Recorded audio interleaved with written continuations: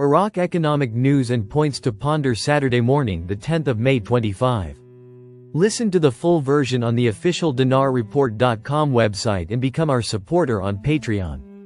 An economist identifies the most important reason behind the dollar's decline in Iraq. Baratha News Agency 151202505009 economist Nabil al-Marsomi said on Friday, May 9, 2025, that progress in the Iranian-American negotiations is the most important reason behind the rise in the exchange rate of the Iraqi dinar against the dollar. Al-Marsomi said in an analysis he published, although the rise in the dinar's exchange rate against the dollar is linked to many factors, I believe the most important reason is the progress in the Iranian-American negotiations. He added, if the negotiations lead to an agreement between Iran and the U.S., the exchange rate of the dollar against the dinar on the parallel market will be very close to the official rate between them. The Iraqi dinar's exchange rate against the dollar has risen relatively over the past few days on the parallel market, while the official market rate has remained stable. The selling price for $100 reached 142,000 dinars. The Prime Minister's financial advisor, Mazhar Mohammad Saleh, said in a press statement that demand for dollars declined for three main reasons: the central bank's success in financing and encouraging small businesses immediately after lifting restrictions, and facilitating travelers' access to dollars via cards and at airports at the official exchange rate. Dr. Haytham Hamid Matlaq al-Mansur. It became clear in the period from last April until this May that the dollar exchange rate in Iraq began to stabilize, declining towards the official target level. Therefore, a question may be raised in this context. Is this stability the result of adaptation or adaptation? To answer this question, we examine the reality of monetary policy measures that strengthened the foreign exchange signal's response to the downward trend, which can be described in the following paragraphs. 1. The central bank's restrictive policy of controlling dollar sales to banks through transparency measures for transfers of unclear origin aimed at combating smuggling. This increased the official supply and eased pressure on the exchange rate. 2. The effectiveness of monetary policy in financing foreign trade through highly rated correspondent banks, within the framework of the U.S. Treasury and Federal Reserve's conditions. This is in addition to the trend toward settlement in euros, yuan, and UAE dirhams, which has facilitated remittance transactions in our trade with China, Turkey, and the UAE. 3. Added to this is the decline in demand for the dollar due to the increased level of banking compliance with international conditions on dollar transfers to prevent their smuggling to Iran, Syria, and Turkey via Iraq. As a result, suspicious transfers have decreased, and illicit demand for dollars has declined, contributing to the stability of the dollar exchange rate. 4. The effectiveness of the central bank's foreign reserves management to compensate for the decline in the dollar supply in the parallel market, thus curbing the exchange rate towards the target. 5. The effectiveness of the inflation targeting policy led to a slowdown in the rise in the general price level, inflation, in Iraq, which limited the phenomenon of dollarization and raised the real value of the dinar. 6. Decline in speculation in the parallel market. Following the regulatory measures, the activity of unlicensed money changers and speculators who artificially raised prices declined.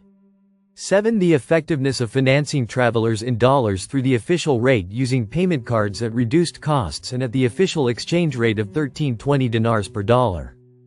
i.e., a short-term price adjustment trend resulting from short or medium-term measures and treatments for exchange rate fluctuations. The aim was to restore temporary economic equilibrium without changing the basic structure of the economy and without deep-rooted long-term policies, which reduces the effectiveness of targeting the exchange rate at the long-term target level. Stability could have been achieved as a result of long-term structural adjustment by following long-term policies as follows. 1. Decrease in demand for the dollar due to the availability of agricultural or industrial GDP revenues as a substitute for imports. 2. Improvement in the balance of payments thanks to non-oil agricultural and industrial exports. 3. Structurally reforming the banking system and activating the role of monetary tools, especially the interest rate structure, in a way that restores the overall balance to its natural state without a split between what is real and what is monetary. 4. reducing rentierism by diversifying the economy through allocating resources based on foreign trade to generate national surplus value. The result? More sustainable stability, as the economy becomes less dependent on external factors.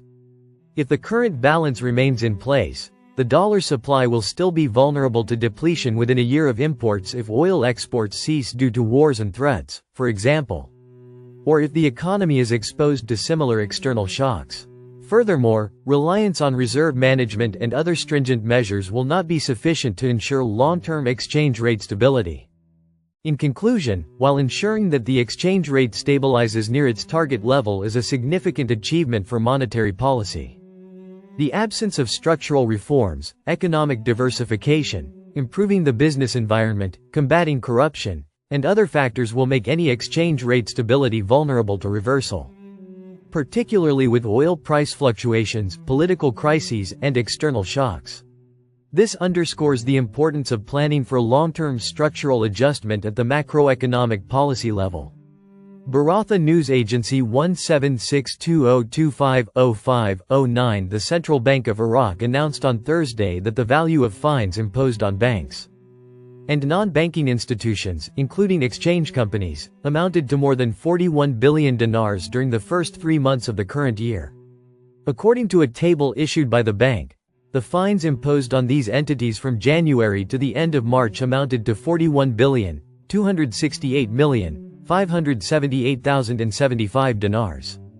Noting that this value decreased compared to the same period last year, which recorded fines amounting to 138,377,321,527 dinars. The bank explained that the fines were accompanied by 54 administrative penalties, including warnings, notices, and grace periods, and were distributed to a number of banks and non-banking financial institutions. The table also showed that March saw the highest value of fines, amounting to 28,759,847,795 dinars, with 14 administrative penalties.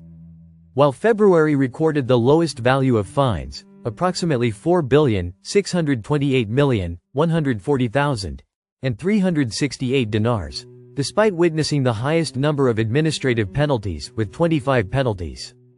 The table did not mention the names of the banks or companies that were subject to fines and administrative penalties. Gold rises amid buying in anticipation of US-China trade talks. Friday, May 9, 2025, 12:39. Economic number of reads.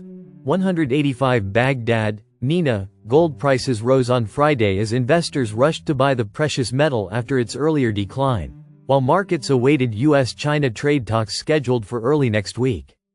By Friday morning, spot gold rose 0.3% to $3,316.29 per ounce. U.S. gold futures rose 0.5% to $3,321.60. Spot gold fell about 2% yesterday to $3,274.38 after U.S. President Donald Trump announced a trade deal with Britain, according to Reuters. The agreement maintains a 10% tariff on goods imported from Britain, while Britain agreed to reduce its tariffs from 5.1% to 1.8% and further open its market to U.S. goods. Trump also stated that he expects the United States and China to hold substantive trade negotiations early next week and that the 145% tariff imposed on Beijing is likely to be reduced. Several Federal Reserve officials are scheduled to speak later today to offer further insights on the economy and the central bank's policy path. The Fed held interest rates steady on Wednesday and warned of rising inflation and unemployment risks. Among other precious metals, spot silver was steady at $32.48 an ounce. Platinum rose 0.5% to $980.55, and palladium gained 0.2% to $978.21. An expert sounds the alarm. The monopoly of foreign banks operating in Iraq over remittances must stop immediately.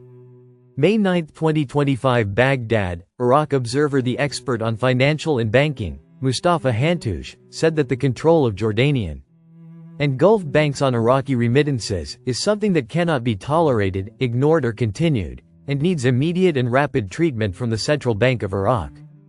Hantouche expressed in an interview with Iraq Observer that the remedies that require the central bank to take towards this file are almost non-existent, calling for the need for the central bank to conduct a detailed study to review the financial situation in the country by creating a policy to strengthen Iraqi banks at the expense of foreign.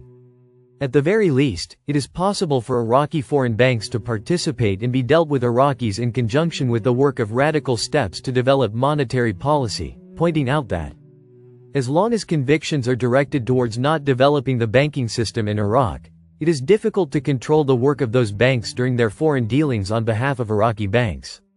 Experts and specialists have long criticized foreign banks operating in Iraq, in that they do not provide development plans, especially in poor areas in Iraq, but focus their activity in commercial areas where traders are present for the purpose of foreign transfers, and foreign banks operating in Iraq do not provide real electronic applications that serve citizens and do not contribute to vital projects such as oil banks.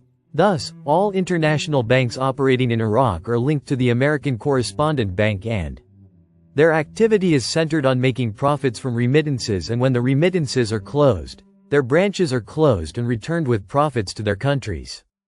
Listen to the full version on the official dinarreport.com website and become our supporter on Patreon. Source: dinarrecaps.com